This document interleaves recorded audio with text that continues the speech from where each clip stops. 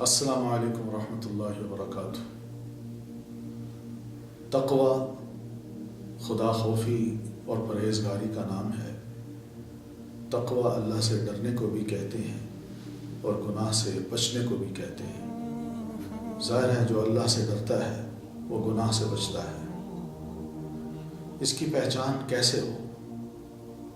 اس کی پہچان کا ایک سادہ اور سیدھا سا قاعدہ اور اصول یہ ہے کہ انسان اپنے کسی بھی عمل کو جب کرتا ہے دوسروں کے سامنے تو دوسرے دیکھ لیتے ہیں۔ وہاں شاید انسان محتاط بھی ہوتا ہے کہ میں کوئی ایسی حرکت نہ کروں کہ لوگ میرے بارے میں کیا سوچنے لگ جائیں۔ لیکن تقویٰ کی صحیح پہچان اس وقت ہوتی ہے جب انسان اکیلا ہوتا ہے۔ نہ اس کے والدین اس کے ارد گرد ہوتے ہیں، نہ بہن بھائی ارد گرد ہوتے ہیں، نہ دوست احباب ہوتے ہیں، وہ اکیلا ہوتا ہے۔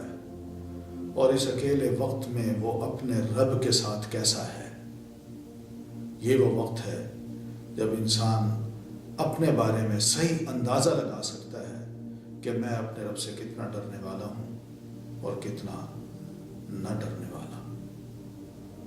السلام علیکم ورحمۃ اللہ وبرکاتہ۔